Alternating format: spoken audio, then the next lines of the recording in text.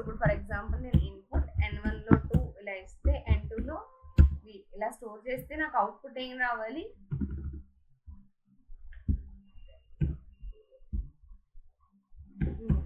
So direct లొకేషన్లోనే change అయిపోవాలి. n1 లొకేషన్లో ఏమో 3 స్టోర్ అవ్వాలి. అలా ప్రింట్ చేయాలంటే చేసేయచ్చు కదా, ప్రింటింగ్ కాదు. ఇప్పుడు నాకు ఏం కావాలంటే డైరెక్ట్ లొకేషన్లోనే ఎక్స్చేంజ్ అవ్వాలనుకుంటున్నాను. సో అప్పుడు దానికి మనం ఏం యూస్ చేయాలి? సో ఫర్ ఎగ్జాంపుల్ ఫస్ట్ యూజర్ని అడిగి ఇన్పుట్ తీసుకుందాం, 2 నెంబర్స్.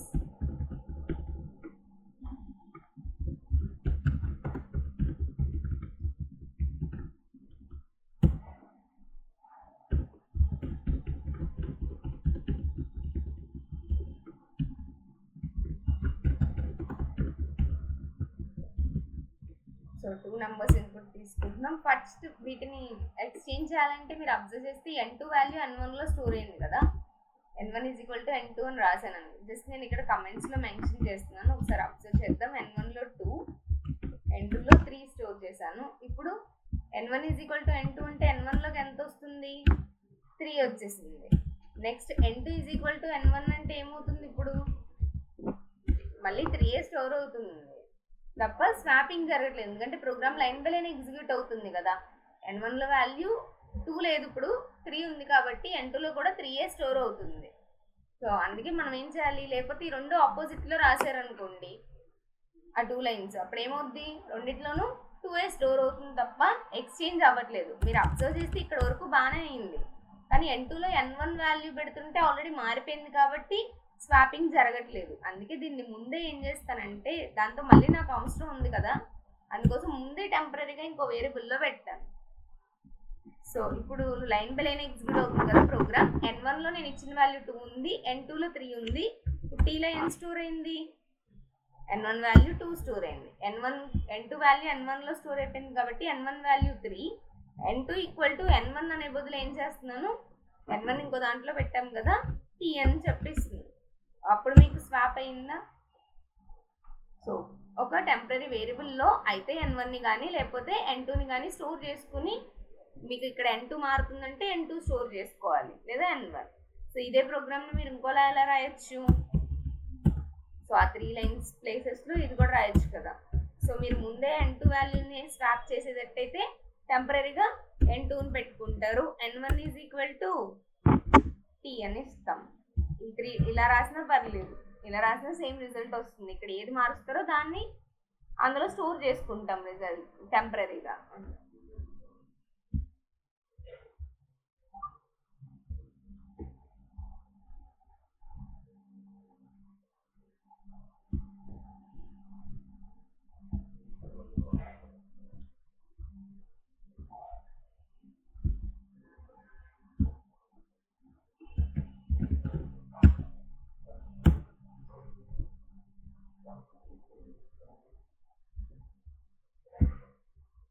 సో ప్రోగ్రామ్ రాసాం. ఫస్ట్ మనం ఫైనల్గా అవుట్పుట్ ప్రింట్ చేయలేదు కదా. సో ప్రింట్ n1 = ఒక వేరియబుల్లో ఉన్న వాల్యూ, మళ్ళీ సేమ్ న్యూ లైన్ ఒకే లైన్లో రాసేస్తున్నాను. %d ఇక్కడ పర్సంటేజ్ లోపల ఏం రాస్తాము, n1, n2 అని. సో ఇక్కడ నేను 2, 3 ఇస్తే అవుట్పుట్లో ఏమొచ్చాయి, 3, 2 ఎక్స్చేంజ్ అయ్యింది. సో స్వాపింగ్ చేయాలంటే ముందు ఏం చేయాలి, టెంపరీగా ఇంకొక వేరియబుల్లో ఏదో ఒకదాన్ని పెట్టుకుంటూ రావాల్సి వస్తుంది, ఎందుకంటే మళ్ళీ మారిపోతుంది కాబట్టి వాల్యూ. సో దీన్ని ఇంకో వేలో ఎలా రాయొచ్చో చూద్దాం. సో ఇది first method. So second type వచ్చేసరికి మీరు టెంపరీ వేరియబుల్ యూజ్ చేస్తున్నారు కదా, అది లేకుండా చేయమని అడుగుతారు ఎక్కువ. సో టెంపరీ వేరియబుల్ లేకుండా చేయాలంటే ఎలా చేయొచ్చు? ఓన్లీ అసైన్మెంట్ ఆపరేటర్ వాడితే అవ్వలేదు, ఇందాక మనం చూసాం కదా, రెండిట్లోనూ సేమ్ వాల్యూ వచ్చేస్తుంది. సో దానితో పాటు ఎక్స్ట్రా మనం ఇంకోటి ఏం యూజ్ చేసుకుంటామంటే ఎడిషన్ సబ్ట్రాక్షన్ యూజ్ చేసుకుని చేయొచ్చు. సో ఫస్ట్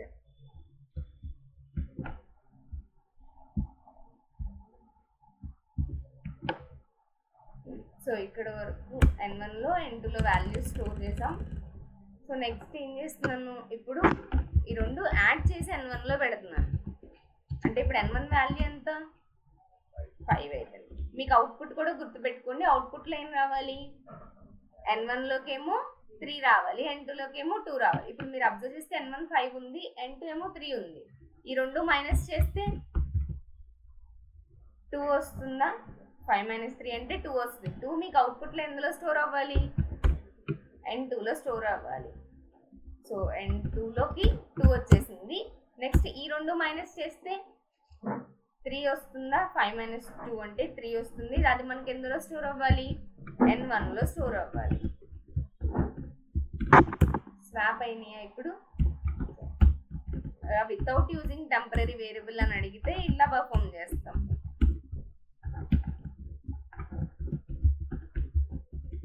సో ఇదే ప్లేసెస్ లో మీరు మల్టిప్లికేషన్ డివిజన్ కూడా యూజ్ చేసుకోవచ్చు. సో కమెంట్ లైన్ రాద్దాం.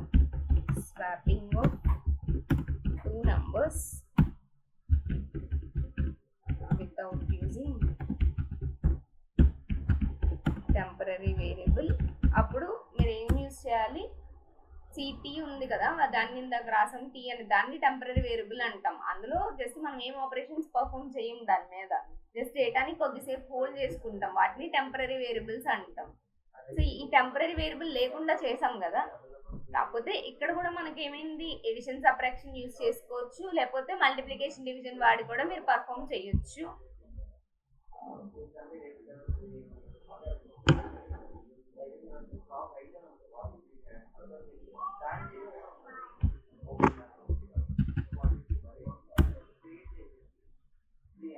సో ఇప్పుడు వేరే నెంబర్స్ ఇచ్చి చూద్దాం. 10 4 స్వాప్.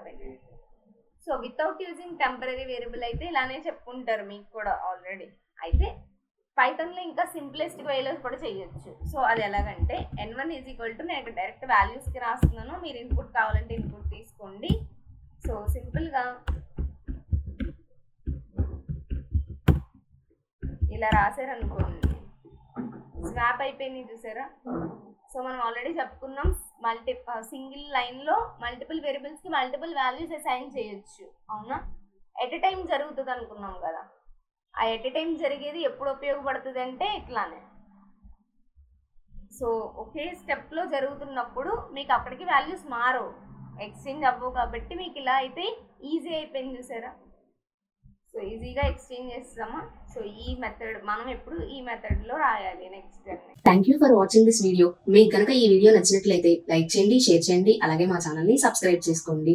మేము అన్ని కంప్యూటర్ కోర్సెస్కి online and offline training provide చేస్తున్నాం. మీకు ఇంట్రెస్ట్ ఉంటే please contact us. Thank you.